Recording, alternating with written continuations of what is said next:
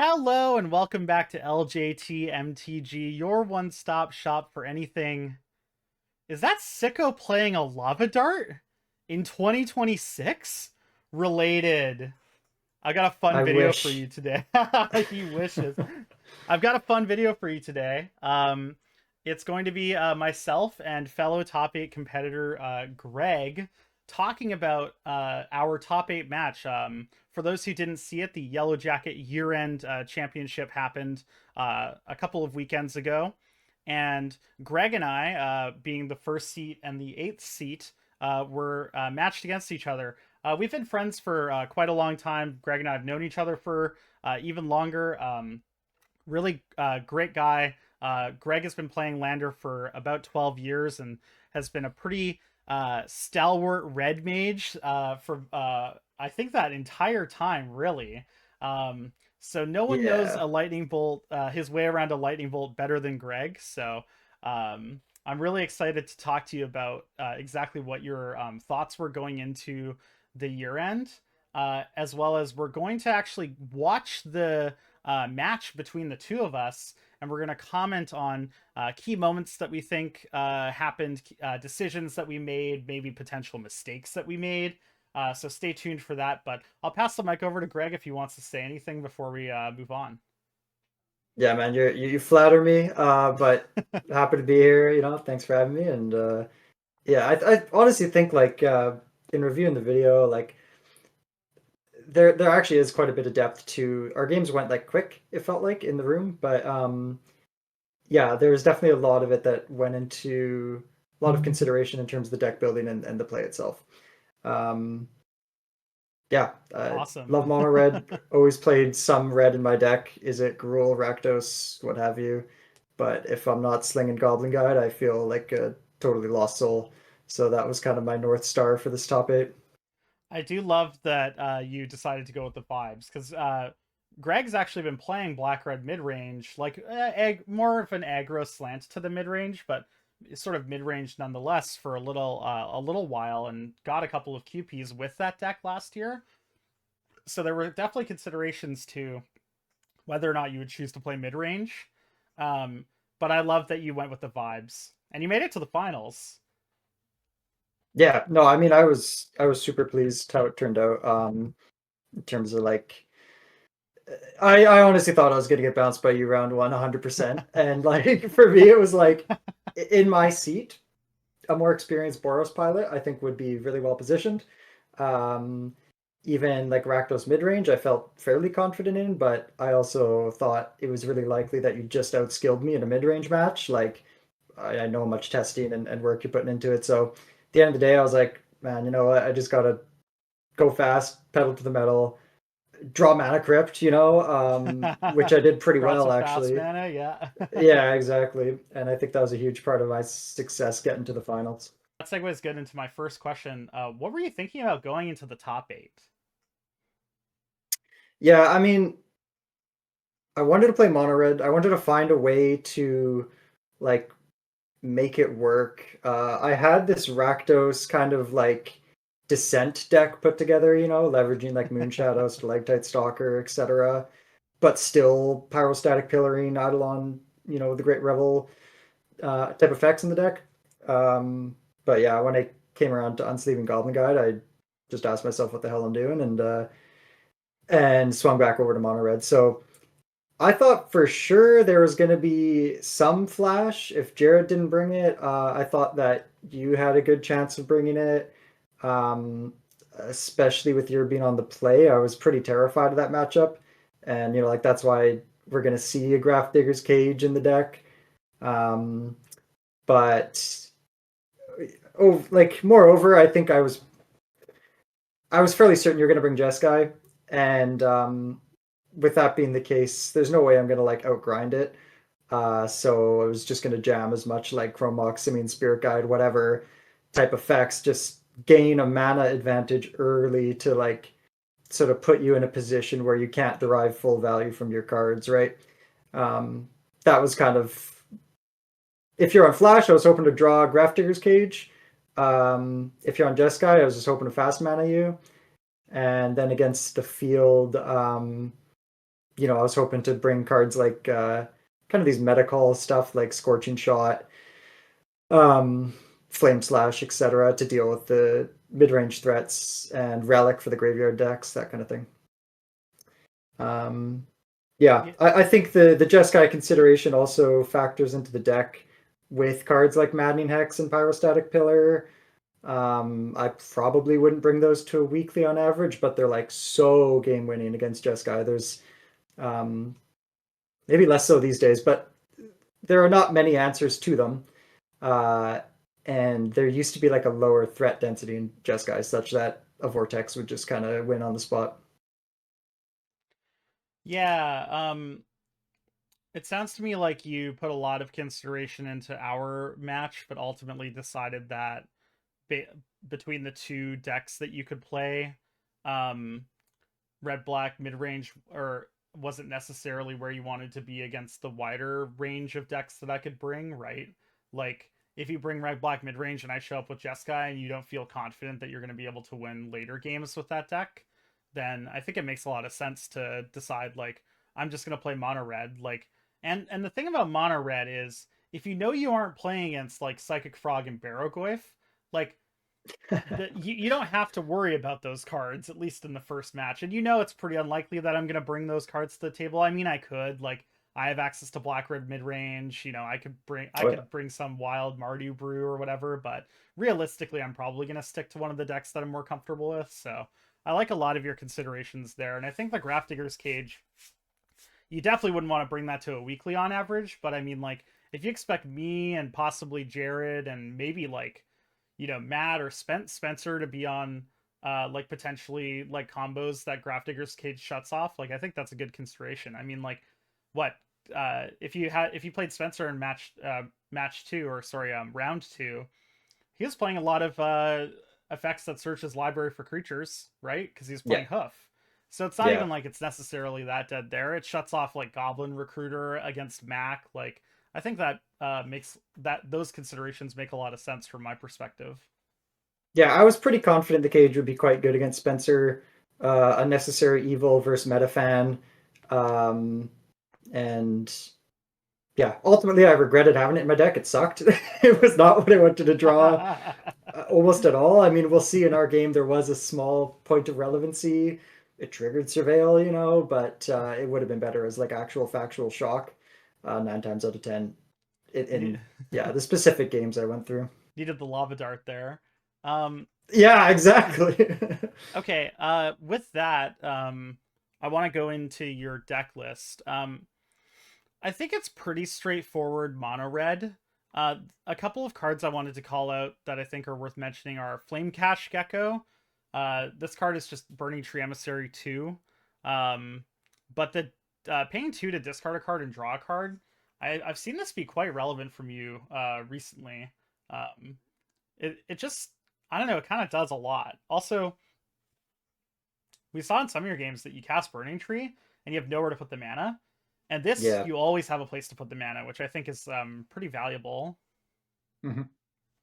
Yeah, I mean, I'm not under any delusions about the power level of Flame Cache Gecko, like it's a 2/2, right? Like, but you know what it is sometimes is like a free 2/2, right? And like, again, that's kind of where my mind went with cards like this is it's again getting to like a mana advantage, right? Uh, Gecko will help you maybe go 1 drop, 2 drop, 2 drop. Amp Raptor does the same potentially.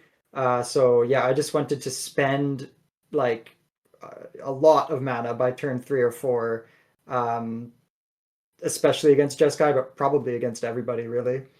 Well, you really Um, want those effects against Jeskai and combo specifically, right? Like yeah, if you're down on mono if you're on mono red versus flash, all you need to do is win against them fast, right? So like going yep, 1 drop into 2 drop, 2 drop, plus bolt you, play another creature, kill you on 4. That's like a totally reasonable recipe to success. yeah. I think I'd add like you were saying it's a pretty cookie cutter mono red, but like honestly, it's a little bit of a departure from my normal strategies, which are closer to say 32, 33 creatures and a lot of Mm. reach. This list has a higher threat density than I've historically gone with, and as a consequence, the reach is not nearly as powerful, right? There are a lot of these burn spells don't go face, Yeah, Scorching which Shot, is Flame Slash, mhm, Unholy discharge, Heat, heat. yeah, Discharge. So like that can really bite you, but you just don't you can't possibly keep a hand with all burn against Jeskai, right? It will never get you there. Uh, they'll just, maybe counter the second to last or only the last burn spell forever until you die to Oculus. So that's I really didn't feel like sacrificing that reach was as important as just having higher threat density, making sure I always had something to do and something to um, play to the board with. Yeah, I like the consideration to your later matches too, but also, Scorching Shot, it kills Oculus, it kills Murktide, like sometimes maybe. They're like these spells, they like if Galvanic Discharge was a shock, say, you don't get to kill Tameo for free, right? You don't get to kill Yes. Dreadhorde Yeah. Arcanist, etc. So even though it's worse in some aspects where you don't get to like burn me out if I'm at like 2 life or 4 life, um Hmm. it provides different things for you, and I think it's probably better against a wider range of the decks that you could be playing, not just Jeskai, but like obviously you'd want the reach against basically exactly Flash Hulk from me, because Discharge and Scorching Shot do actually nothing. But if you felt like I was going to be on Jeskai, then you want Discharge against goblins, right? Like you want Discharge more than you want Shock. Like sometimes their goblins grow out of Yeah. Shock range, or sometimes they have a goblin slider that means that you need to actually have the third damage to guaranteed kill the like critical goblin, right? So I think those considerations for me make a lot of sense. And then I mean a big thing for me is the artifacts that you chose to play as well, like Relic of Progenitus and Graft Digger's Cage. Like these are definitely making a statement that like you really care about interacting on these axes and specifically this tournament. Yes. Yeah.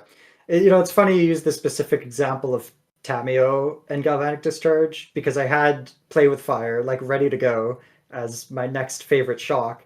And I did cut it because I was like, man, if you just turn one Tameos me and I'm stuck with the shock in my hand, it's embarrassing, right? Like it feels so bad. Um, yeah, like as far as the artifacts go, it's back in the day, the philosophy with mono red is like you never sideboard against them. You're forcing them to answer what you're presenting, and that's the way I'd always build my decks. Like I wouldn't try to really add meta calls so much as I was just like more proactive uh, spells and creatures and increasing that density of burn. Um, but like I was saying earlier, just the burn plan is it's hard to get there these days. So I do think you kind of need to have some powerful you need to be able to interact with what they're doing, right? To sort of compete in 2026 feels like. Yeah, ignoring them is a lot harder. I Yeah. want to focus on one last card before we get onto my deck tech, which is going to be really fast because this channel knows about Jeskai already. Pyrostatic Pillar is a pretty interesting inclusion here. What was the thought process behind this? Yeah. Like in a way, it's just second Eidolon, but it's like better and worse. It's like sometimes you die to it because unlike Eidolon, you cannot kill it. And all of your spells will trigger it, right? Like some decks can just play through it. In other matchups, it's like 100 times better than Eidolon because it dodges some important removal, right? Um, yeah, it's unbeatable for a lot of combo decks. So if I'm expecting like any amount of I don't know, like a time walk type strategy, like a spellseeker ephemerate type deck, Mm, what is that card? Underworld Breach type effects, super good against. But yeah, I mean, at the end of the day, I was like, I am expecting a lot of spells to get cast, not creatures. Um, though I guess this triggers on both. But it's better against the spell heavy decks. So yeah, yeah, cantrips and such. Yeah. exactly. Well, I really liked your deck list here. Urza Saga's cool. The points, for anyone wondering, Mana Crypt, Ancient Tomb, Mox Ruby, Urza Saga. That makes a lot of sense. Like your Mana Crypt is amazing. The fast mana is all good, and then if you have 1 point left over, you might as well fire off an Urza Saga. Griffin Lavamancer I thought was a cool inclusion. This card can be extremely relevant against both the decks that Spencer and Mac are bringing to the table, but then also it's like reasonable enough against Jeskai. Like, I mean, it's probably going to do 4 damage over the course of the game, if not more. And sometimes it can team up with a key lightning bolt to kill like a an Oculus or whatever else you need to be killing. So I think that's a pretty cool inclusion as well. I really liked your deck here, and I love the vibes. The vibes are sick. Yeah. I'm gonna move on to Jeskai really quick. I played Jeskai in the year end, and basically the only considerations I made for our matchup were, do I think Jeskai is good enough on average on its own to battle against you?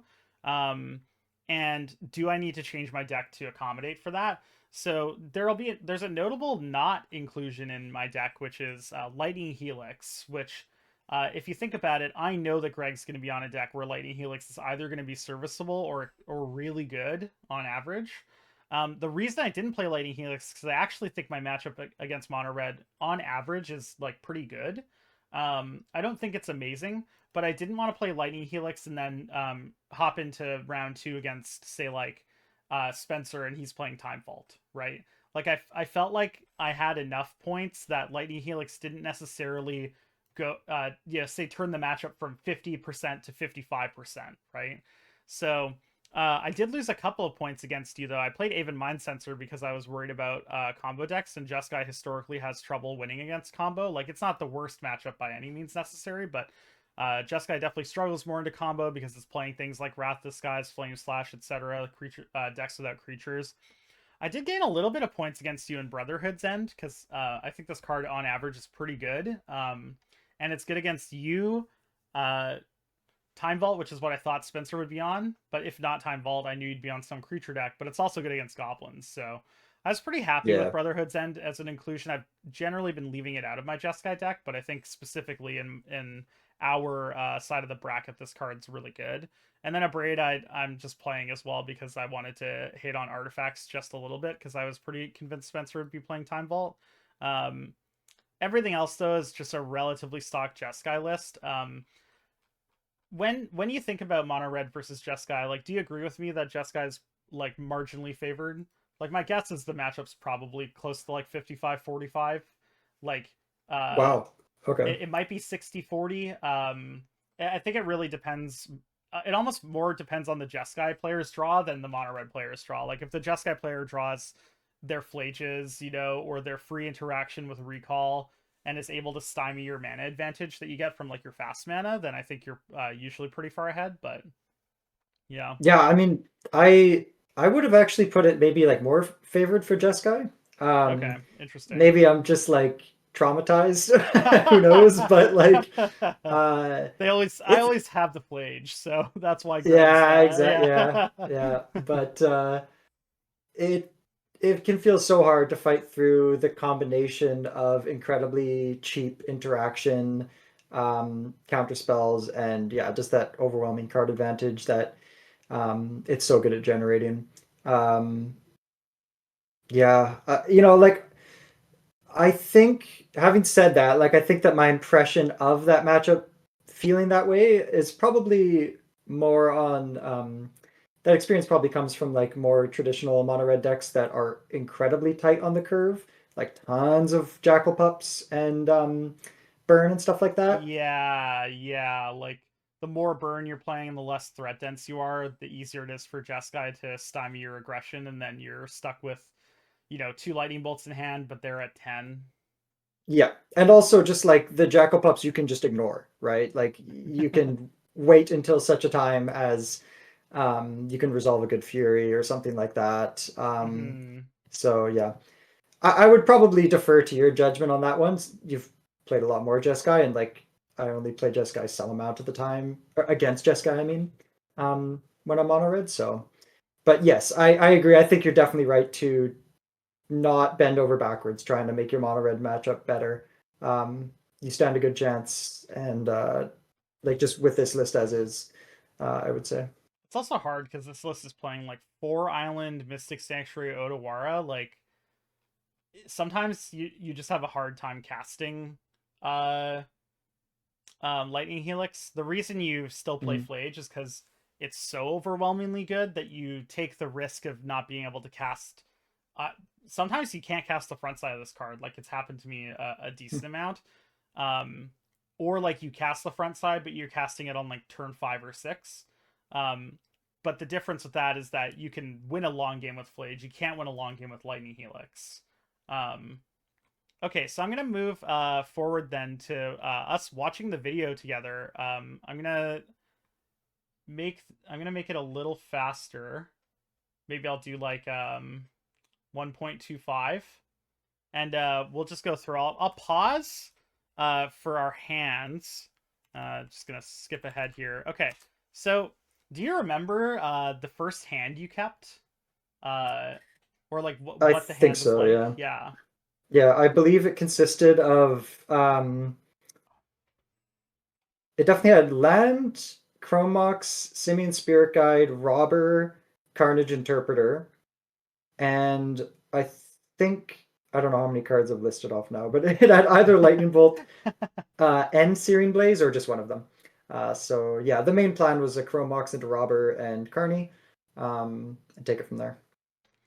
Yeah, and the hand I kept was I actually don't remember it that well, but from my perspective, like rewatching the video, it's basically just a couple of lands and some pieces of interaction, Mhm. um, and a counter spell, I believe, because I think I counterspelled your Carnage Interpreter. But let's start here.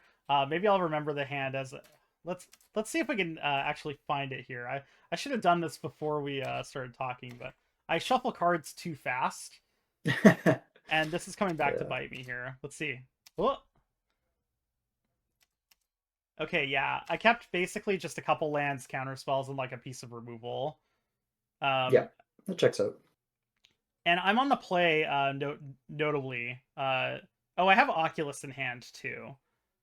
Yes, okay. Okay, so here you play Chromox and then you decide to exile Simian Spirit Guide. Was there any consideration to exiling anything else in your hand? I don't really think so, right? Like the Spirit Guide just being a 2/2 doesn't really matter, but did you consider potentially getting rid of Lightning Bolt? Yeah, I did for sure. I do feel like Searing Blaze might have been in my hand at this point, and that was the one that I was considering pitching. Because you did tank for like a little bit, like not Yeah, super long, of course, but like you did think about it. yeah. Um, it's not like Spirit Guide's amazing or anything, but like already this hand is risking having nothing to do after casting the Carnage Interpreter, apart from just passing with Lightning Bolt up. So like, yeah, a 3 mana 2/2 is not where you want to be, but like it is better than just passing with Lightning Bolt up versus Jeskai. Ultimately, I think where I settled was like I just didn't know enough about your hand to ditch a burn spell at that point in time.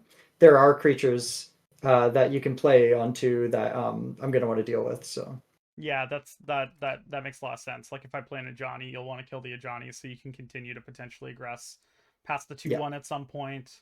Yeah. yeah, for sure. I So the will reason add I that Robber. Sorry, yeah, go ahead. sorry, go ahead. Robber was a card I added sort of specifically for this matchup again. It's always good, but it's especially good against blue control. If I hit a cantrip or anything like that, it is so gas for mono red to get to Yeah, ponder. I'm very So scared to see Robber across the table. Very good against Jeskai.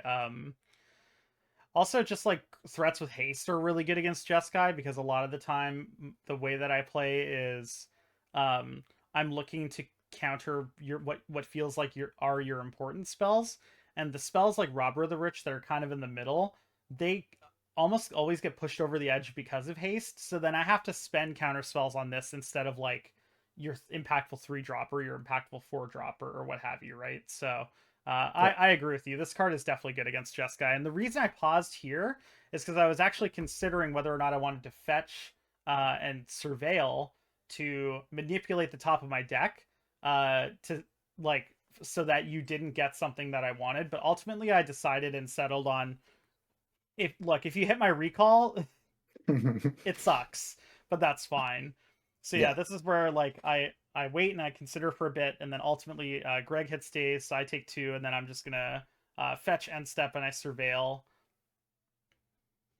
I think that makes sense. It leaves you with the most information at when you go to untap, right? So Yeah, it's just been a while since I had played against Robber of the Rich, so I wanted when I read it, I wanted to ensure I understood what was happening. Also, yeah. like this is my first championship in a while, and it's been a while since I played on camera in this like fashion. So I just wanted to take the time to clarify and make sure that I was making the play that made the most sense from my perspective. So here we just see me shuffling up. You give me a cut, and then I surveil. I think I'm going to put this in the graveyard if I remember correctly, but I look at my hand, I consider its expressive iteration. I think their expressive is just a little too slow against what you're presenting. Um, I think you're also trying to juice your Oculus at this point, right? yeah, like there's a Like you're couple gonna of bin reasons most for it. things. Like the thing is, I know I want to hold up Counterspell in this turn, and I don't want to cast expressive the next turn, Right. which means that I probably just need to put it in the graveyard. So what are you considering here before you attack? This is where you're considering whether or not you're going to play Carnage Interpreter, right? Yeah. Yeah, I guess that's pretty much it. Like there's I was sort of looking at my hand trying to figure out like am I actually good if this resolves? Like because Like this is good uh for me. yeah, I mean the cards again I think now in my hand are only lands, bolt, blaze. So it's not like the leftovers after Carnage are not that incredible, but I'm still giving up a lot. And like if I spend 3 mana, cast Carnage, and you like path it or something, that's actually a pretty bad spot for me. Um, Ultimately, I decided to put on the stack because I was thinking to myself, you know what, if I don't present a spell that you have to counter here, I run the risk of you just like um, abrade the robber, untap, and now you can hold up counter spell my next turn, and I have nothing. So I Yeah, and essentially you're burned completely three losing mana. at that point. Um, Yeah. and that's where like there's definitely that consideration for Simeon Spirit Guide coming back into play. Like maybe you keep Spirit Guide because you can play it on three, but I think Spirit Guide's actually too weak for that type of play. You know what I mean? Where you're like playing a Yeah. spell that you know is going to get countered, but you're kind of hoping that they counter it so that they don't spend mana doing something else. Hmm.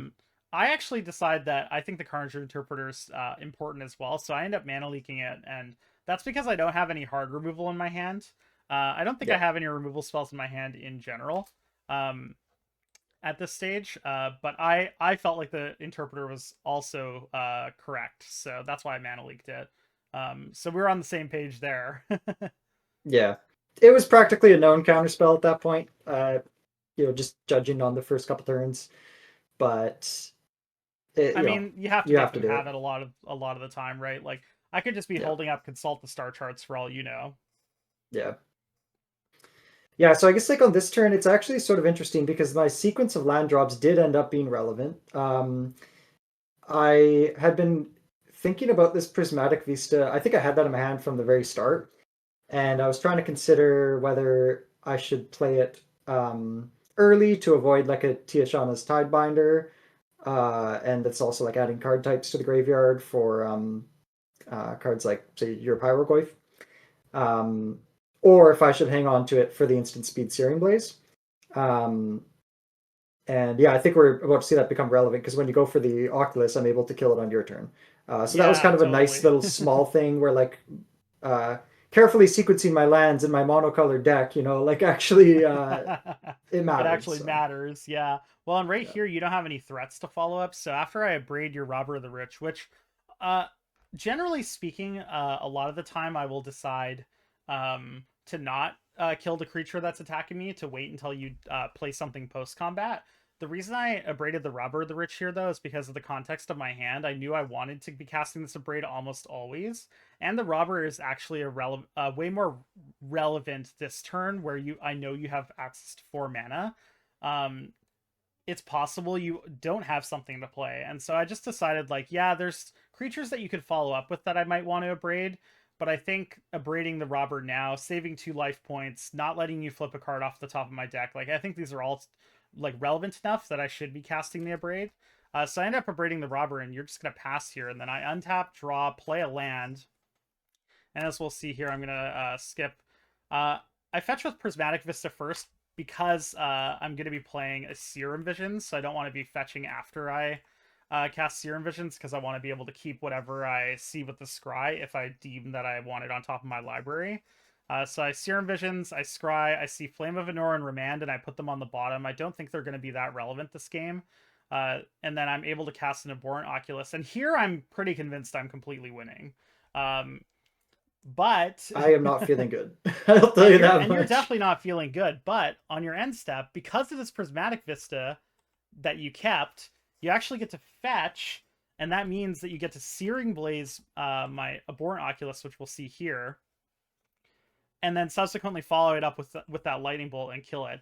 And I mean, I'm feeling pretty good here still. Like, I've got 3 or 4 cards in hand. You've only got 1. I'm at 11, like, which is a pretty reasonable life total. Yep. You draw a Roiling Vortex here, and I mean, you're obviously going to play it. Oh, yeah. Yeah, I think the only other maybe point that I'd mention there is the sequencing of the burn spells is significant. You definitely want to lead on the Blaze, because if you have a Force, you're heavily incentivized to cast it on the second spell, not the first, right? And I want to tag that extra 3 damage on, so... Yeah, totally great point. That extra 3 damage could be really relevant. Like, many games were won or lost off of Price of Progress, right? And, like, the closer you get me into price range, the more you have that as a potentially live draw if you're in a bad situation. Yep. If I had a Force and you Searing Blaze my Oculus there, I don't know if I would have forcibled it, because I definitely would have considered what you're talking about in the moment, but I think you're not supposed to, and you just, like, make them have the second spell. But yeah, I agree with you. That's definitely a big consideration. And untap, draw. I'm gonna cast a Stock Up here. I don't have a land in hand, but I have a No Moralize in my hand, and I'm basically digging for land plus any piece of action here. Mm-hmm. So I think I find Polluted Delta, and I grab I don't grab Forcible because Pyrogoyf. I don't grab Forcible because Roiling Vortex is in play, and I'm not going to be willing to pay 5 life to counter anything you cast. So I just play Polluted Delta and pass here. I think you just play Hired Claw. Yeah, so you drew Hired Claw. The interesting thing about the Hired Claw and the Vortex here is that you can actually grow this guy on my turn, right? Oh yeah, that was on my radar. You can only activate it once a turn, and if they lost life. But I think after I cast it, I took a brief pause because my last card in hand was just a mountain, and you want to hold at least 1 in your hand generally for, like, blood tokens and whatnot, so you can redraw. But in this situation, you have a Polluted Delta. So if you, like, end of turn crack it, on my turn I can put a counter on it. On my creature, I mean. And then on your turn, once the Roiling Vortex triggers, I can put another counter on it to put it up to 3/4. Maybe that's dodging your Lightning Bolt. So ultimately I had to play the mountain here to make sure I had 2 Hard Claw activations available. Yeah, it's amazing because we both considered this, and you'll see that I don't actually crack my Polluted Delta here. Yeah, you're on to me. Yeah. And it's because I have I know that if I draw Lightning Bolt, I might just want to Lightning Bolt the Higher Claw instead of casting the Fury that's in my hand, because I have a No More Lies. I'm not really sure. But I decided that cracking the Polluted Delta to Surveil isn't as impactful as I want it to be. And also, I mean, that 1 life point might matter. Like, maybe it's possible that I can play this entire game without cracking the Polluted Delta, and that might be relevant too. Also, if I save the fetch of the Polluted Delta, I can crack it and fail to find in the face of a Price of Progress. So that could be relevant later. I mean, I guess I wouldn't fail to find because I have so many basics, but yeah. Here I decide to get Volcanic Island. I have to because I'm casting Fury.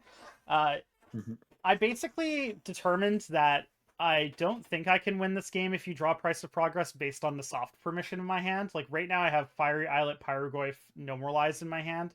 Maybe something else, I can't remember. Um, but the Fury's the best threat for me to develop. I could have played Pyrogoyf.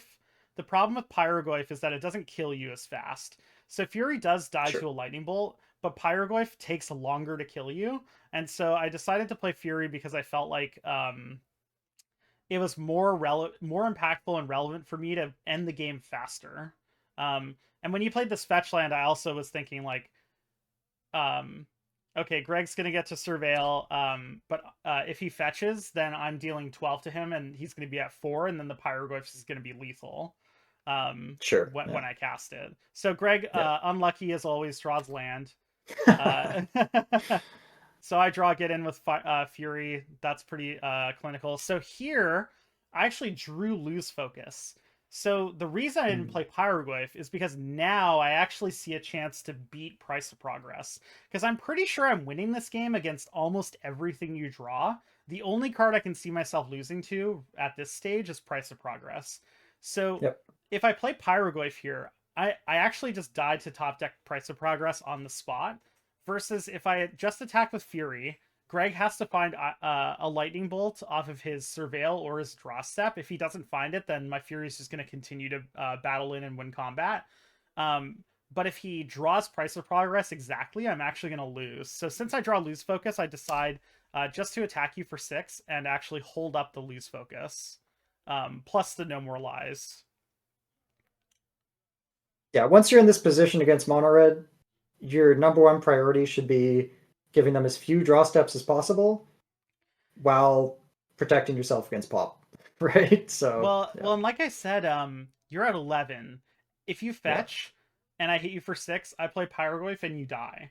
So Mhm. I think if you were at 12, it makes more sense to play Pyroglyph because I put you dead next turn, and then I just say, you know what, Right. you get 2 looks at Price of Progress. If you see it, fine. If you don't, then it is what it is. But because specifically, if you don't find Lightning Bolt here or Price of Progress, you're gonna lose. Then ultimately, I decide like, okay, you know what, I actually guess I'll just hold the Pyroglyph in hand. Uh, as we'll see here, so you surveil and you actually do find a Lightning Bolt here, but you're a pretty astute red mage, and you keep it on top, but then you draw and you pass the turn. And so when I go to attack with my Fury, you Lightning Bolted on my turn. And this is really relevant from you because uh, if you had cast on your turn, I would have tapped out all of my lands to lose focus this. You draw a Searing Spear, not a Lightning Bolt, but I would have tapped Yeah, out same all of diff. my lands to lose focus this. But because it's my turn, I actually can't do that. Like I could, um, but then I'm basically saying like I'm dead to Price of Progress anyways. Ultimately, I realize after you Searing Spear this Fury, unless I want to hold up my loose focus the entire game, I'm actually dead to pop anyways. So what ends up happening is you Searing Spear this Fury on my turn, which I think is really good. I think you have to do it on my turn to make sure I waste the mana if I do want to counterspell it. And then I decide not to lose focus it. But unfortunately for you, I don't have to make the tough decision of holding up loose focus or casting Pyroglyph because I drew Force of Negation. And so Yeah, I get to no, play I saw Pyroglyph. And that. Yeah. interestingly, the commentary, they were saying that, Greg has draws Price of Progress here, but you don't anymore because if you draw Price, I Mhm. can Force of Negation it on your turn. And if I enter my turn, I'm untapped, and so I can just hard cast it. So yeah, I Yep. play Pyroglyph here. I dome you for 4 or 5. I think it was 4. Um, yeah, and then you Yeah, I draw. think Sorry, it that it was was 5. interesting on the surveil because like I saw the Searing Spear and I don't know. I'm not really sure what I was hoping to see there. I think you have to keep that on top in this situation. In the room, you were already looking at my graveyard, so I was like 95% sure you had a Pyroglyph in hand or you were doing a sick bamboozle. Either way, it's bad for me. Um, because the Whirling Vortex is already in play, I kind of have a clock if you have nothing else in your hand. So yeah, I keep the Searing Spear on top. It doesn't feel good to just deal with the creature, but I think it was necessary. And yeah, it's funny, like you said, that you draw the force negation because that's the other reason to wait till their upkeep. If you're playing against a blue player, bunch of mana open, just pass. Just Yeah, pass, cast it in their definitely, upkeep definitely. if you can. Make them have it on their turn, because then they Yeah, can't pressure you. yeah, exactly. Interestingly, with the roiling vortex here, so I deal 4 with the pyroglyph, and then the vortex does 1, and that means my pyroglyph's actually lethal. So Hmm. you play Grim Lavamancer here. If I could counter this, I would, but I can't. So I untap, I draw, and I actually just draw Wrath of the Skies. And so here I just get to Wrath of the Skies for 1, gets rid of your Yeah. Grim Lavamancer, and then I attack you for 4 with the Pyroglyph. Uh, Yep. and I take game 1. Let's move on to game 2 here. I So, guess one small thing we missed there is actually your force of negation on that turn domes you for 5 on the Roiling Vortex.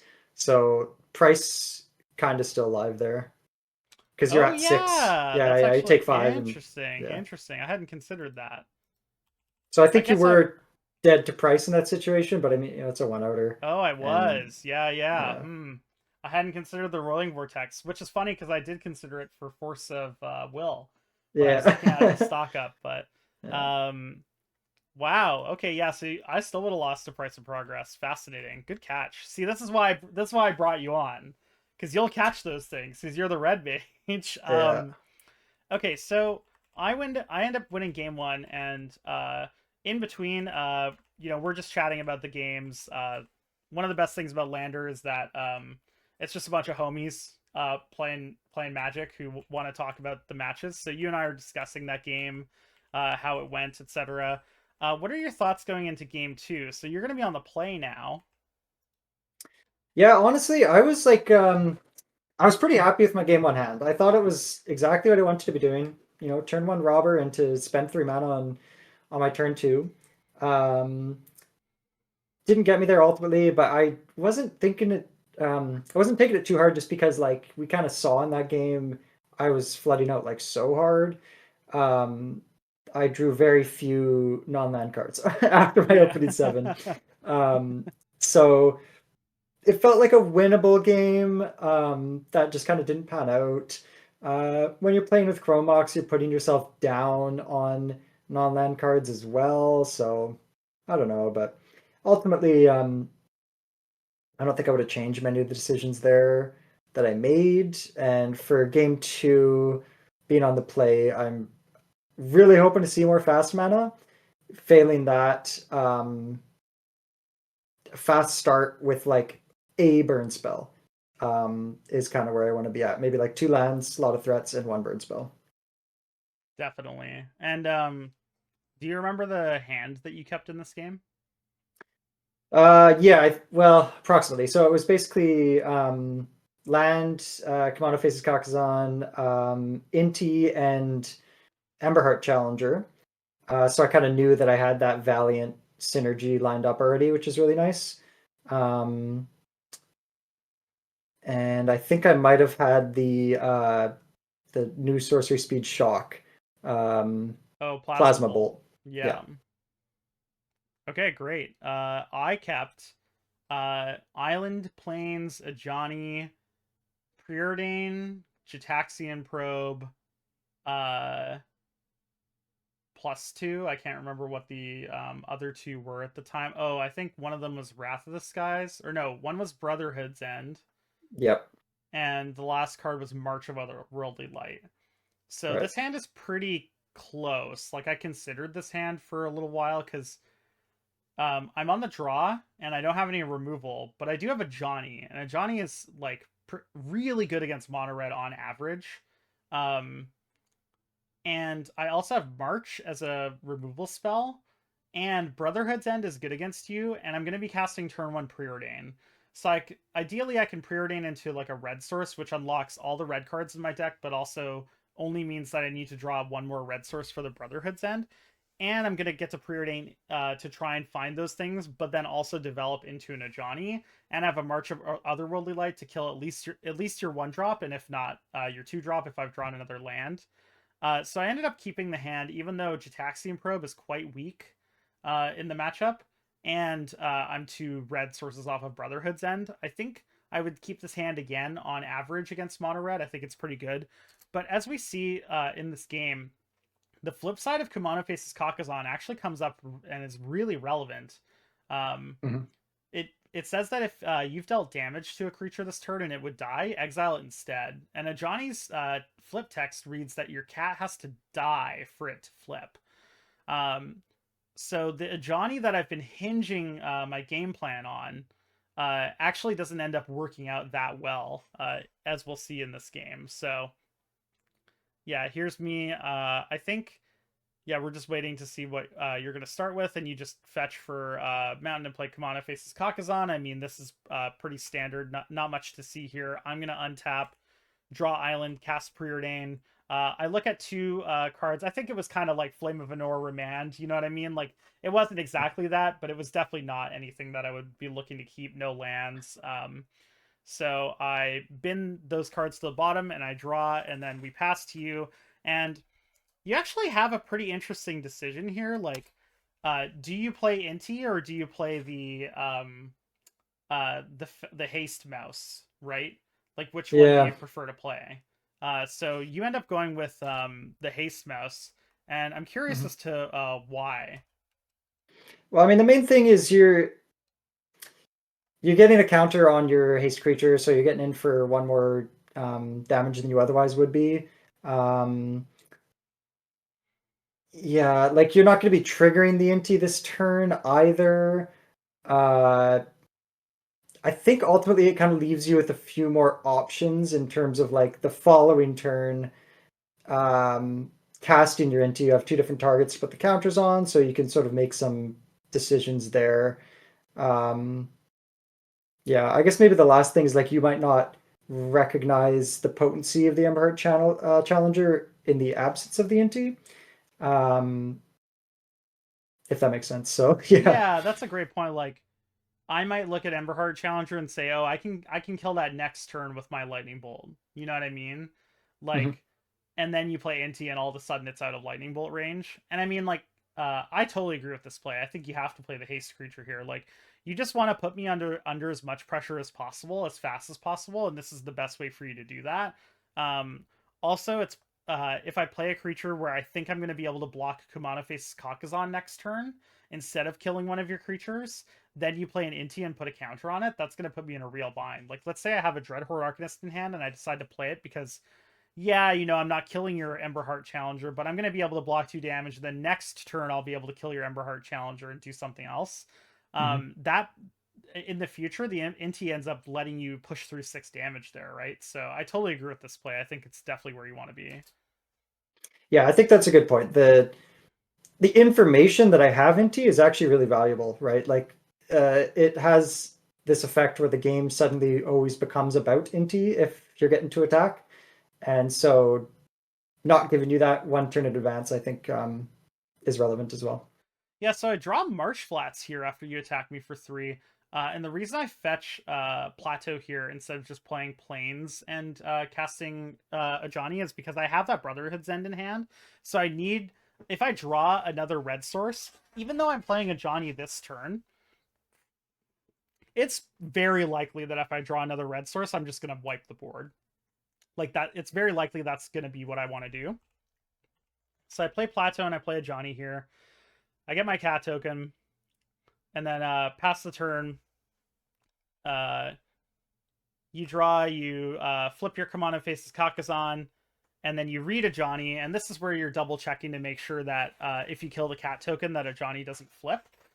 When Yeah. you're in these situations, I highly recommend taking your time to anyone Yeah, watching. exactly. Make sure that you know what the card does. Still, obviously make sure you're playing fast, or at least like playing at a reasonable pace. But yeah, Johnny has a lot of words on it. uh, just making sure that you aren't gonna like completely goozle yourself is pretty relevant here. Um, Yeah, I was like 99.5% sure it worked favorably for me, but we had a judge right there, untimed rounds. So I'm going to take the opportunity to make sure that I don't get hosed by something I misremembered.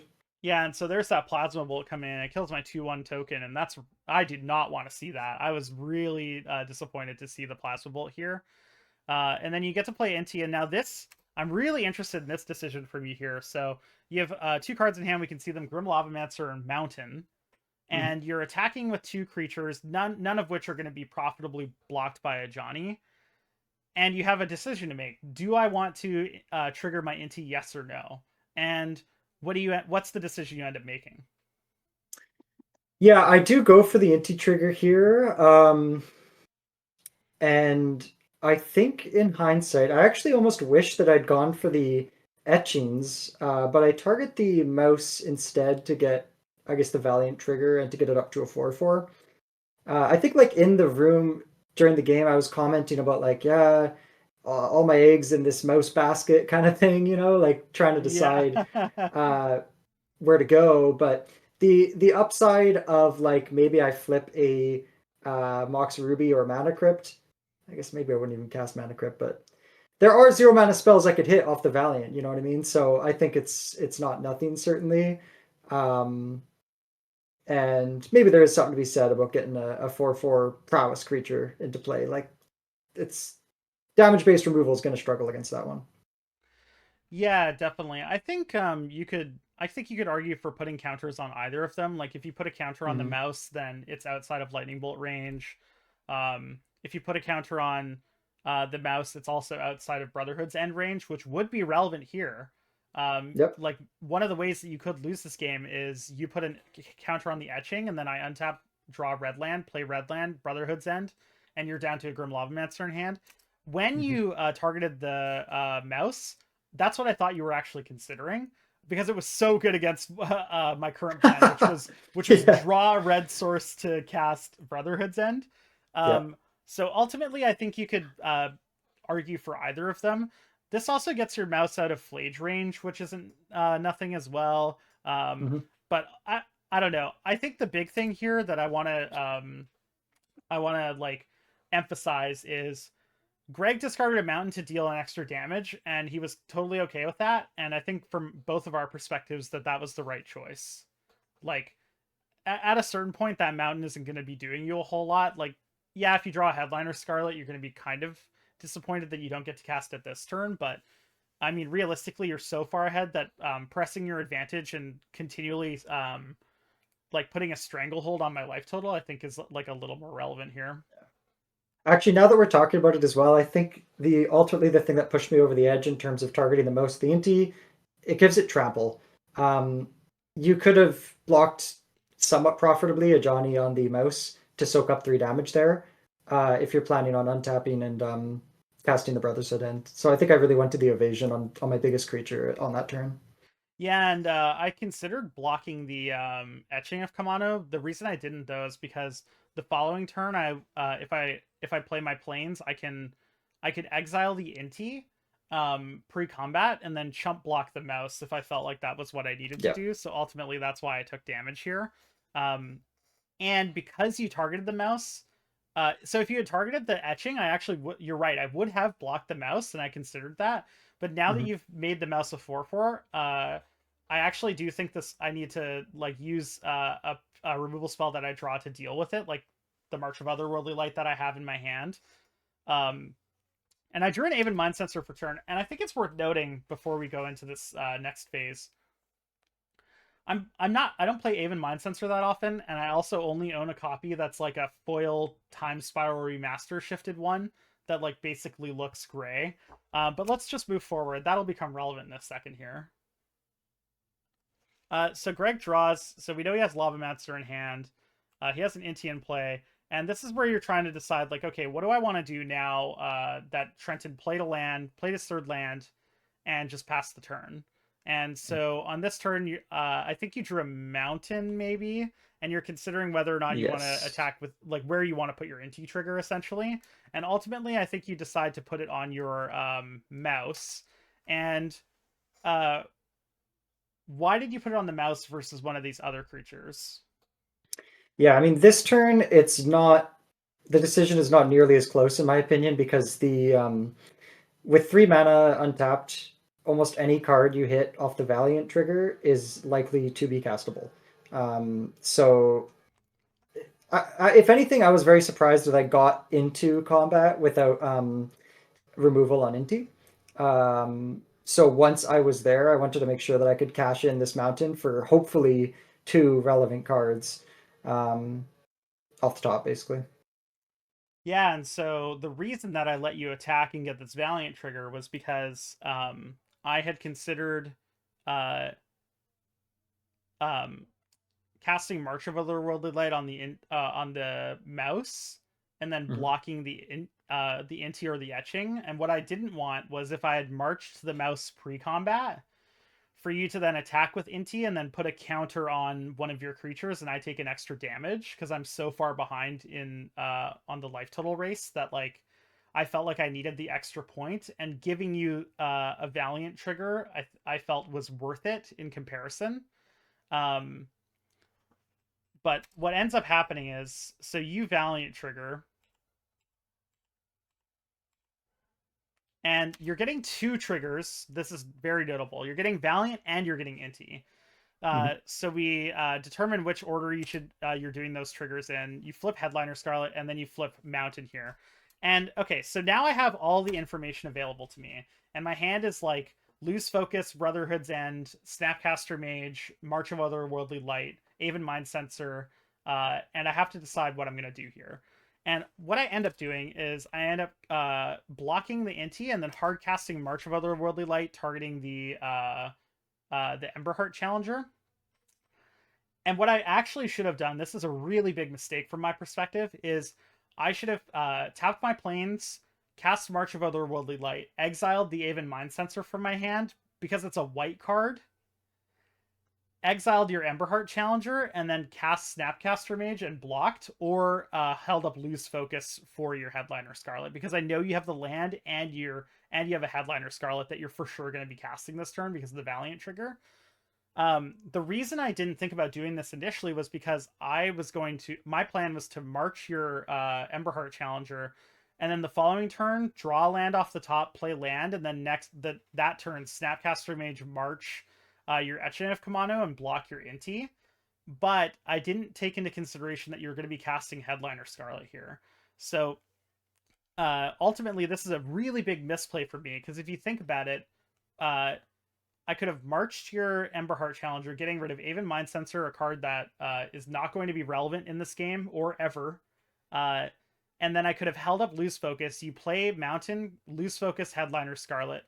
And then if I draw land for Brotherhood's End, I get to wipe your board and you have one card in hand, and I'm at 6 life.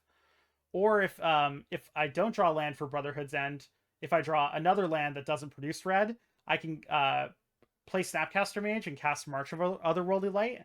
And my worst case scenario is that I get to play Snapcaster and I cast Preordain and I get to block whatever 2/2 you attack with next turn. So this is a really big misplay for me. I think this cost me basically the entire game. I'm not saying that I would have won if I had played correctly, but this is definitely big. And I don't know if you remember this, but when I cast March, I did say in the room, I was like, that was a mistake. Or I gave some inclination that I was unhappy with Yeah.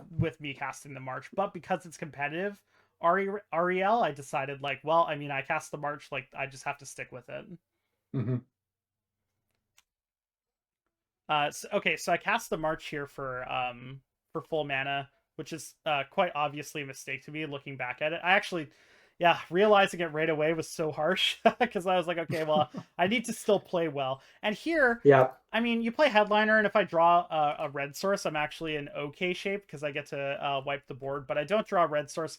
I'm Hmm. not saying that's unlucky. I actually don't play like I play a lot of red sources, but not like a lot of red sources. You know what I mean? Like it's not like I was a dead shoe in to draw one by any means. Yeah. So I don't draw land. I just pass the turn. It's probably worth mentioning here, like, um, Lavamancer has been in my hand for, I don't know, like 3 to 4 turns. And I am not going to cast this guy until I see a board wipe, especially with your life total being what it is.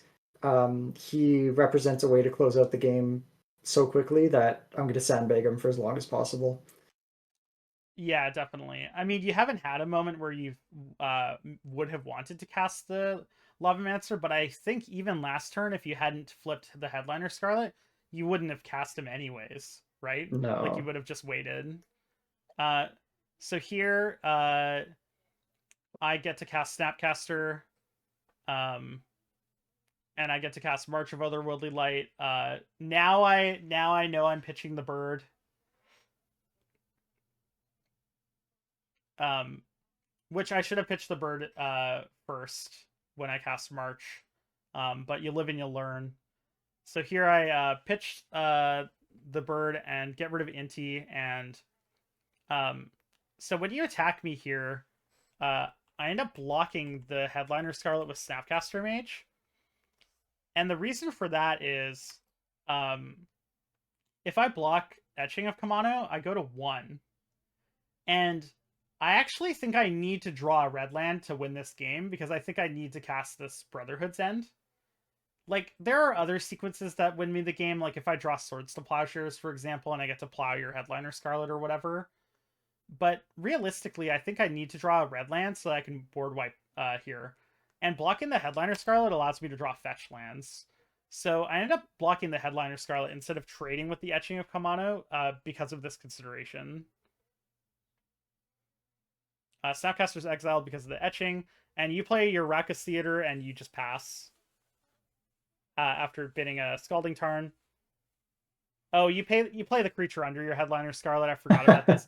The Blazing Root Walla, the OG. I actually gave Greg that foil Blazing Root Walla as a sign of respect to the OG Red Mage. I untap, draw, and I draw Sunbill Verge, so I actually get to board wipe here. And we can see that you holding the Grim Lavamancer was indeed like really, really critical for this entire game, because now you untap and you draw a card and you play Grim Lavamancer and you just pass the turn. But I have to subtlety it. I have to deal with this Grim Lavamancer, so I end up subtletying it. Yeah. Getting rid of Loose Focus. And now here you have a pretty big decision to make. Are you going to put the Grim Lavamancer on top? Yeah, this one was hard, man. I still don't know what is the right move here. You know, you really could convince me either way. I think at the end of the day, I just wanted to take the known quantity. What I don't like about putting it on top is, like, you now know what to expect, so you can plan accordingly, right? If I bottom this, you don't know what you have to play around, whether that's a haste creature, a burn spell, an enchantment, you know. So any cantrips that you play with the knowledge that Lavamancer's on top, you're going to scry or surveil in a different way. I think at this stage of the game, I'd seen so many lands, I was just like, man, I just want to know that there's a non-land card on top, and moreover, it'll kill him. So yeah, I think I end up putting it on top here. Yeah, I think if I was at 4, you probably put it on the bottom. You know what I mean? Yeah. Or it's way closer. But I think since I'm at 2, you have to keep this on top. Like, for example, if like the known quantity is a thing. Like, let's say you put Grim Lavamancer on top, and I cast a cantrip, and I see Pyroglyph. I know I'm keeping the Pyroglyph because I know you're gonna play Grim Lavamancer, and then I get to kill it with Pyroglyph. But I don't think that happens nearly as often as you just like putting the Grim Lavamancer on bottom and then you draw land, and that gives me enough time to actually get out of this game, right? Yep. So yeah, I like your decision to keep it on top here. When I subtletied, I was hoping that you put it on the bottom, which is how I know your decision was right, because that's what I was hoping you would do. And like, obviously, I don't have your best intentions in mind when it comes to this game, right? Like, I just want to win. So I think my real fear here is I would bottom it and then draw on Holy Heat and just like cry, just, you know? Cry, yeah. Yeah. So I untap, draw, and now I've got Dress Down, and Brain Surge is what I draw. So I instantly cast Brain Surge here. The reason I'm casting Brain Surge here, not on your turn, is twofold. If I draw Fetch Land, I do have that extra life that I can use. I mean, the difference between 1 and 2 against Mono Red is like not really going to be that significant. Like, it gives you a couple of extra draws, like if you draw Roiling Vortex, I die or whatever, but I'm probably never beating that card anyways. So if I Brain Surge and I draw Fetch Land, I can fetch away cards that are bad. But also, if I Brain Surge here and I hit anything like Ragavan or Island Tamio, or even if I just hit Island to be able to play Dress Down in response to like a haste creature that you have, that's going to be really relevant. So I end up casting Brain Surge here main phase, and I would die on the hill that this is definitely correct. I look at Hallowed Fountain, Flame of Endor, Remand, and what's that last card? Might be Steam Vents. So I'm gonna keep the Hallowed Fountain. Oh, it's a Ponder. So I keep the Hallowed Fountain, the Dress Down, and the Flame of Endor, and I put Ponder +1 back on top, it looks like. Mm-hmm. And I play Hallowed Fountain tapped. Because I know the Grim Lobmancer's coming, I need to keep this Flame of Endor. So I untap and I flame. Is it a Ponder? I don't think it's a Ponder. Hold on. Let me see. I'm just gonna go back here for a second. Oh, it's a Spell Snare. That's right. It's not nearly as useful. A Ponder would have been way better. So I put Spell Snare +1 back on top. You cast Grim Lobmancer, you're forced to. I cast the Flame of Endor. Untap, draw. I draw like my Spell Pierce or whatever, or my Spell Snare or whatever. And then I think my draw step on that turn was actually Galvanic Discharge, which is kind of funny because the non-face burn is biting me here. Definitely. So you play Norrin here. I decide to remand Norrin because if I draw an actual maybe an actual counter spell or removal spell, I draw No More Lies, which is actually pretty sad. I wish you had drawn a 2-mana spell there, because then I would have gotten to No More Lies it, but because or Spell Snared it, right? Yeah, exactly. But because you drew Norrin specifically, I don't get to do either of those. I mean, the 1-mana cards are good for a reason. Here, the reason I was pointing at you, or like pointing in your direction, is because I wanted you to know that I was casting Dress Down in your second main phase before you went to the end step. The reason I'm doing this is because I have Flage in my deck, and I really need that Flage trigger if I draw it. So, yeah, I Dress Down here on your second main phase, draw my card, and then Dress Down instantly goes to the graveyard, which I need because I need my my ETBs to be ready on my turn. And I end up drawing the Lightning Bolt. If I don't draw that Lightning Bolt, I actually lose next turn. I play Meticulous Archive. I look at the top. I decide whether or not I'm going to keep it. I read Norrin just to make sure I'm not missing anything. Ultimately, I think I decide to keep it on top. And so, yeah, I let you untap and draw. And then I bolt your Norrin, and this is a pretty interesting decision for me as well. So you drew what? Rampaging Ferocidon, right? Yeah, I drew the Ferocidon, and I had my hand, I believe, is Mountain, Galvanic Discharge, Ferocidon. And I remember in the room I said to you, have you cast Mana Leak yet this game?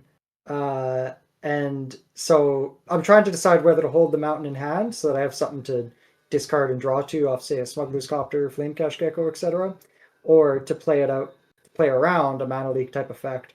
So thank God I played the land, because I believe what happens is Greg's you can't No More Lies it. He says it right in front of me as I'm holding it, and then he plays the land and plays the Ferocidon. Yeah. And I sigh in my head because I know I now am forced to find something off of this off of my draw step here. I kept a Ponder on top, I believe.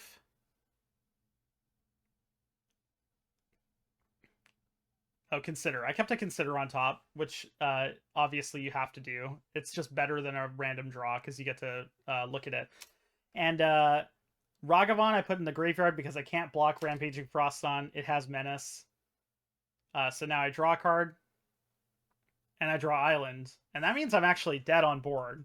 So I play land and I pass. You know, Greg's going to attack me, but sometimes you got to make him have it. And yeah, we go to game 3 here. And how good does it feel to make sure to get the game and not get 2-0 swept? You know what I mean? Like now you've got a huge sigh of relief from me after that one. Yeah. I wasn't the most confident in my hand in that second game. It was very fair, right? It was just kind of 1, 2, 3. No cheating on the mana curve, etc. But yeah, I think that you're bricking on the red mana for the Brotherhood end really helped me out, and that's part of the strength of mono red is when there's a stumble like that, you're not given any breathing room to get back up. Definitely not. And part of the strength of mono red is if you're a really competent mono red pilot, if your opponent makes a small misstep in like how much they pay for something or whether or not they discard an Aven Mind Sensor to their March of Otherworldly Light, like they'll lose, right? Like if we look at that game from the perspective of if I had uh, marched with the Avon Mind sensor, um, it's a totally different game, right? Like I march and then I counter your headliner Scarlet. I'm at 6, but then the next turn when you attack me, um, I have a Snapcaster in play that blocks, and then I go to 3. Um, Mhm. but then you only have a 3/3 in play. So then if I do end up drawing like a bolt or a removal spell or whatever, like I'm at a higher life total. Like the difference between 2 and 3 there was a really big deal, right? Like the Grim Oh yeah. Lava Mancer being able to kill me versus not, super, super relevant. If I had drawn a land the following turn after playing March and exiling the Avon Mind Sensor, then I can Snapcaster and kill your flipped Kumano faces Kakazan. Like it's so different, and I mean you capitalized on it, right? Like you played super super well, really really tightly, and that put the squeeze to me. And when I didn't play as tight as I needed to, that ended up putting you into a position where you just get to win the game. So here for context and reference, I think Greg kept a 7 and I ended up mulliganing to 6.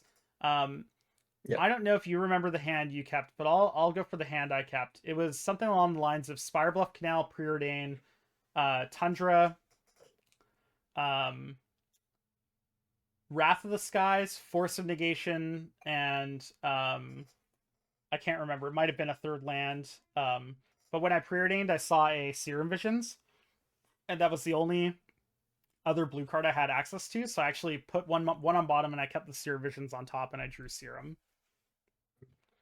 And your hand Yeah. was My hand was, man, I was trying to keep my excitement in. Let me tell you what, because I've never done this in Highlander before, but it contained Mountain, Red Mox, Fear of Missing Out, Blazing Rootwalla.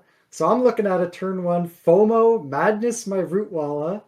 Ah man, I was on oh cloud nine. so hype. And so disappointed when, well, when it plays out. I Yes, forget the other cards. I think there might have been a 3-drop in there, but look, those are I'm the sure we'll only see it. cards that matter. It felt like it. So here Greg goes Mountain, Mox, Ruby, and I have Force of Negation and Serum Visions in my hand. So this is a really big decision point for me. The rest of my hand, so I've mulliganed to 6, so I have 5 cards in hand right now. I have Serum Visions, Force of Negation, Tundra, I think it's another land, and Wrath of the Skies. So when you play Mox, do I force negation it? And I end up deciding that I do want to force negation it. Now the question is why? My reasoning for force negationing this Mox, because you don't always do this, but my reasoning was Wrath of the Skies is like the card that is going to be the most impactful to me. Actually, it might have been Swords to Plowshares as my other card. I don't really remember. It was land or Swords to Plowshares, but my reasoning was I need Greg's plays mana value wise to be closer to equivalent to Wrath of the Skies. Since Wrath of the Skies costs 2 just to start casting the spell, and then each mana afterwards is adding a mana value to like what you're board wiping. I envisioned a situation where Greg plays land Mox, plays a 2-drop, then plays a 3-drop, then plays a 3-drop, and I am not able to Wrath of the Skies anything relevant away until turn 5. That's if I drew lands every single turn of the game. And if I draw lands every single turn of the game from here on out, I'm going to lose the game.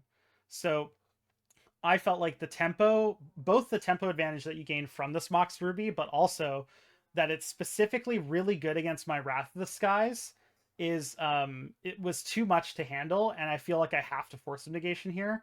Look, Wrath of the Skies does get rid of Mox Ruby, but like if I cast Wrath on turn 3 for 0 mana to kill Greg's Mox Ruby, I'm gonna lose the game. Like Greg could go double 1-drop here, but I know that Greg's deck is less lean than it used to be, like in terms of the 1-drops. So I think ultimately that's why I chose to force a negation this Mox. And from your perspective, this is obviously devastating because like you've got your like I had the wombo dream. combo, like It the was all actual right dream. there. I was so close to greatness.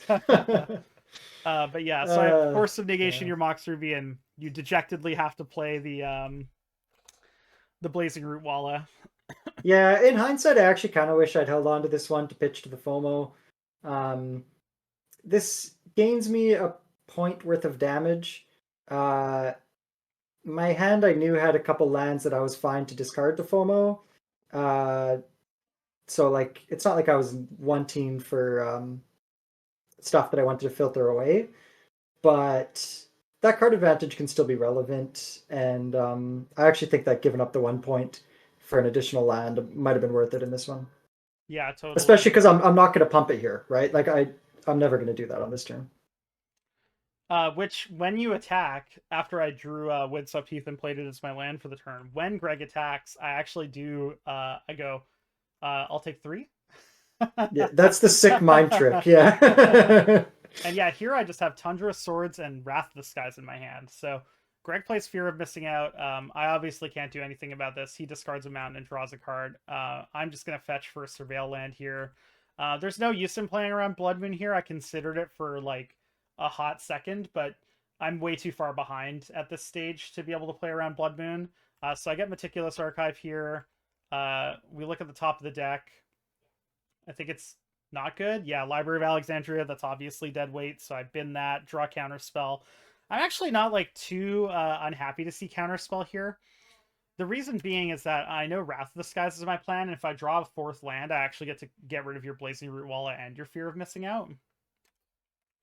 Uh, but if you played a 3-drop, then I would have to deal with the 3-drop afterwards. Mm-hmm. So here you draw a card, and you're going to play a Arena of Glory. And now you have a decision to make. Yeah, this was a tricky one because often in spots like this, I'm looking at Trent's lands. I know that this Magus is likely going to be really good if I can resolve it. So there's a chance if I go to combat, he taps out to deal with one of my creatures, and I just get to resolve a Magus in my second main. But I was feeling at this stage like my time in the sun was, like I felt like I was under a lot of pressure here. Even on a mull to 6, the longer this game goes, the better it's going to be for Trent. And so, yeah, ultimately I just decided to haste out a Magus, which is kind of funny. Yeah, so Greg decides to Arena of Glory the Magus. There's like a quick, question about whether or not Arena of Glory will untap if Magus is still in play. The answer to that is no. Arena of Glory does not untap. But it, I think, from my perspective, like you can assume that I have some way of interacting with you, but it's not 100% certain, right? And like, well, you're gonna cast the Magus. You don't have any other creatures in your hand for the Arena of Glory. So I think, you might as well haste it, because if we are in best case scenario land where like I'm just there and I'm gonna cast like Consult the Star Charts or Brain Surge on your end step or whatever, you want to get that 2 damage. Like that 2 damage matters a lot. And yeah, you could Arena of Glory whatever creatures you draw, but I mean, this is a creature that you have right now. Also, if the Magus resolves, like you're probably winning, but you want to win the game as fast as possible if that's the case, before I can draw like a red removal spell to get rid of it. So I think I like exerting Arena of Glory here for the Magus. I think that's totally fine. But I could see the other way as well. If you just read that I have a counter spell, but again, it's not guaranteed I have one. Like I literally drew counterspell that turn. Otherwise, I didn't have one. I think I was sort of smelling like blood in the water here, and there was a chance that I just knock you out on this turn. Yeah, totally. I mean? So when you cast Magus, I have an interesting decision here. I can float white mana and just Swords to Plowshares it and then hold up counterspell the next turn. The reason that I cast Counterspell here is I am betting that I'm going to draw 4th land. And if I draw 4th land, I'm going to cast Wrath of the Skies. And then after that, I'll have 1 card left in hand. And my decision is whether or not I want Counterspell or Swords to Plowshares in my hand. And I'm pretty sure the right answer is Swords to Plowshares, because it allows me to kill your follow-up creatures, whatever they are. Like one of your follow-up creatures, whatever they are. So you cast Magus and I Counterspell it. Then I untap and I draw the fourth land. Now here, the reason I take a second is because I'm considering whether or not I want to get Volcanic Island or I just want to get an island and actually play around your future Price of Progress or your potential Blood Moon. Ultimately, I decide to get Volcanic Island because I have Brotherhood's End, Flage in my deck. I'm already going to be pretty down and out if you cast another Blood Moon against me. I think if you cast another Blood Moon against me, I'm pretty much dead. So I don't know if I can play around that. And yeah, I'd like to play around Price of Progress, but I figured shutting off access to Brotherhood's End plus Flage Flashback was enough that getting Volcanic Island made sense. So I do Wrath of the Skies your board away here. And now you untap and you play land and you just pass. And I think here you have Lightning Bolt and another land in hand. Because you wouldn't have a creature. It might be Lightning Bolt. It might be 2 removal spells. Yeah, I can't recall what my hand consists of just now, to be honest with you. I was really excited to see you pass here, though, because now this is the part of the game where, like, you're playing against Jeskai and you have to pass, and it's like, if I cast a recall or a stock up or something, like, you're just feeling so bad. Oh yeah. Well, and your life total is totally safe here, right? Like, if it was lower, different ball game. But yeah, when you're chilling on 14, like, spend all the money you want to fix your hand. So I play the mountain here because if I draw Lorien Revealed, I want to be able to cast Lorien Revealed and then cast Swords to Plowshares with a follow-up white source that I draw. So you draw Ramunap Ruins and you play it and you pass. I'm still pretty happy with the tempo of this game. And I draw Brazen Borrower here, and I just, like, you know, pass the turn. And here you draw Dragon's Rage Channeler. Now, you have creature land in the graveyard right now. Mm-hmm. And I think at this stage I do have Bolt in hand, so at the very least I know I can make it Delirious. Well, yeah, creature land enchantment, and then you play Grafdigger's Cage, and the Grafdigger's Cage, like you alluded to earlier, is really relevant because you surveil and you do actually see another type, which is Scorching Shot for sorcery. Mm-hmm. So you have sorcery, enchantment because of the fear of missing out, creature, and land. And so that makes your Dragon's Rage Channeler a 3/3, which is a really big deal. If it was just a 1/1 here, I could take the lumps all day.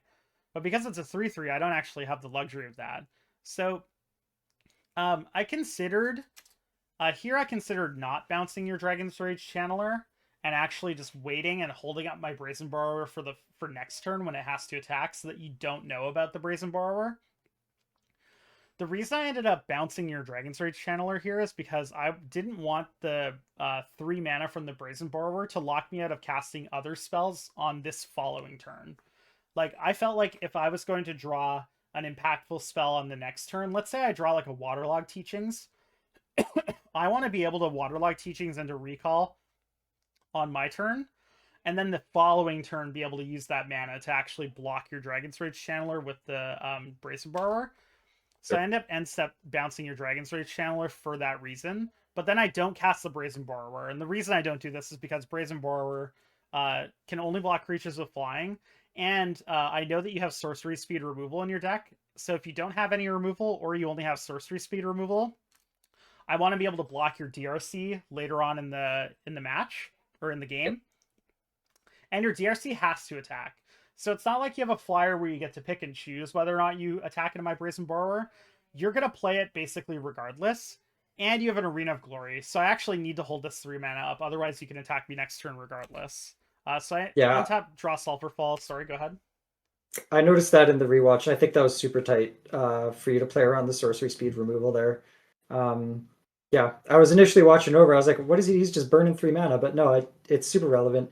In this case, I had the Bolt. So, like, I got it covered, but there's about an equal number of sorceries there.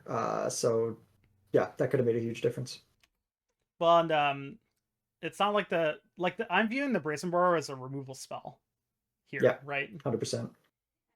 Like a killable removal spell, I guess. So you untap and you draw, and you're going to end up Arena of Glorying. You drew Headliner Scarlet. So yep. You Arena of Glory, it's going to look like you cast Headliner Scarlet with both your Arena mana, but It was pretty. We laid it out pretty clearly. Like you said, I'm gonna use 1 arena mana and 4 regular mana, and 3 regular mana or whatever. Yeah, I just forgot to tap And the you just fifth forgot to land tap on the fifth camera. land. Yeah, So yeah, but I that's totally mean, fine. I definitely I don't know why I left the Ramanov runes untapped there. I doubt it matters, but yeah, I think I just got confused by Yeah, mana. It worked it out. doesn't really matter. The I will headliner. say that I wish I had exerted the previous turn. I think exerting out the DRC that turn made a lot of sense. It sort of Was your worked Arena of out. Glory untapped when you cast the DRC the first turn? Yeah, it was. Oh, it was. Yeah. Yeah, in this case, I think it actually, funnily enough, worked out a little bit better for me that I didn't. Yeah, because I would have been able to bounce it with the Brazen Borrower after you had exerted. Yeah, exactly. So my Yeah, land stays tapped. In this case, I have one more mana open if that matters. But yeah, I agree. So, Greg cast Headliner Scarlet. This says players can't block, like the target player can't block. So, the reason I don't play my Brazen Borrower to block this turn is because I can't. And here I decide that I have to cast my Swords to Plowshares on the Headliner Scarlet. I obviously cast on the Scarlet because the Brazen Borrower can block the Dragon's Rage Channeler later. well, and you're about to pull another sick mind trick on me. Yeah, so I untap, I draw a card, I pass. Oh, it's I don't think it's this turn. I think it's the next turn. So Greg's Arena of Glory stays tapped. No, I think we just scrubbed past it. It was the turn that I played Headliner Oh yeah, and I okay, attack. yes. I Yeah. forgot about Because this. Yeah. what Trent does, super tight play. I didn't like say trigger when I cast Headliner, okay? Yeah, you Nor just do you cast actually it. need to. It's similar to the One Ring in the sense that like you just cast it, and then if they try to target you, you say, "Oh, I have protection from you." So what Trent does here is, well, I go to attack. He kills the Headliner, and then he says, "Hmm." He reads his Brazen Bar. This can only block creatures with flying. Is your creature flying? And I say yes. You can't block though. And he's like, "Okay, you Yeah. got me." I it's not like I wasn't like fishing for anything because I figured you didn't forget your trigger, but the thing is we're playing a competitive REL and like it matters whether or not you remember what your cards do and what their effects are. Oh yeah. And I think from this position, if you look back, I didn't look for like a take back on my March of Otherworldly Light. You know what I mean? Like I think I could have actually because I hadn't nothing had changed since I had cast a spell. And I could have like argued like, yeah, I should be able to change the like whatever my cost is before I put it on the stack. But we're Sure. playing at comp REL, like we're playing tight. This is the type of Magic I love to play. And Greg didn't say trigger, and so I was like, oh well, I don't know if he missed his trigger or not. I assume not, Mm-hmm. but there's not really an elegant way for me to be like, hey, did you miss your trigger? And Mm-hmm. then because if I say that and you did, then you can just be like, yeah, I have it, it's fine. So that's Mm-hmm. why I like pick up my Brazen Boar. I'm like, okay, this can only block creatures with flying. It's not that I'm trying to like necessarily get you, but I'm trying to check like, did you actually remember that like your trigger was supposed to go on the stack? Because if you didn't, then I get to block, and that's like a really big Yeah, deal, right? From my perspective. hugely So impactful. Yeah. yeah, at at any other REL and with maybe with other people even, I wouldn't do something like that. But I think Greg and I have established a pretty long like relationship of really wanting to play like tight Magic against each other, like Magic that is like really like mindful of the game that we're playing and keeping track of like the things that you own, etc. And so that's why I did that here. I And it it Trent, didn't I want you to yeah. understand. I mean it completely complimentary. I actually think it was really clever, like a really clever like check. You know what I mean? It's yeah, no, it's sick. Like it's similar to if somebody attacks you with an exalted creature. You know, you have to be like, okay, well, take 3, 4. You know, like you have to check that they know what it does, right? So Totally. I thought that was tight. So I don't cast the Brazen Borrower here. I just cast Swords of Plowshares. Again, I'm looking to block the Dragon's Rage Channeler the following turn. And I untap and I draw I don't know what I draw here actually. Uh, so yeah, you attack with the Dragon's Rage Channeler, and I go to block with the Brazen Borrower, and then you lightning bolt it. That makes sense. You get your surveil trigger. Oh, you have here. the remand. Oh, right that's now. right. I drew a remand. Yeah. So I considered remanding before you got to get your surveil trigger. It ultimately ends up being exactly the same. There's no difference between me remanding now or remanding after you've surveilled, because those triggers just go on the stack regardless. Like, if I remand the lightning bolt, you get to then let the stack empty with your surveil trigger and then cast your lightning bolt again. So I let you surveil here, then I remand your lightning bolt, Reprieve, or reprieve. I keep open a red mana just in case I draw a lightning bolt, and then you lightning bolt again. You get to get rid of. I'm actually pretty sad that you got both of these surveils, because they were both good for you. Like, you don't want Relic of Progenitus, you don't want Flame Slash, but I have to reprieve there because I'm under so much pressure from this Dragon's Rage Channeler. I need the extra draw step to try and draw into something relevant. Mm-hmm. And here I have land Dreadhorde Arcanist, and I play Dreadhorde Arcanist. This was also funny. And I play an island, and Greg, I guess you forgot. Did you forgot that you had Grafdigger's Cage in play, right? Or that like was relevant to the Dreadhorde Arcanist? I don't usually play that card, and I had no idea. So Greg starts looking at my graveyard, and I'm like, yeah, you want to take a look at my graveyard, because I'm thinking like, well, maybe, got all these. and also, like, if you've forgotten that your Grafdigger's Cage will stop the Dreadhorde Arcanist, you might point a removal spell at it. Like, you might say, okay, I need this like Chain Lightning. Well, maybe not Chain Lightning, but I need this Lightning Bolt variant to actually kill this Dreadhorde Arcanist, because otherwise it's going to attack and Swords to Plowshare as my Dragon's Rage Channeler. So it is pretty relevant that you remember at some point that the Dreadhorde Arcanist can't flashback spells. Ultimately, you do remember, and it doesn't matter here because you get to haste out your Kellen Planar Trailblazer.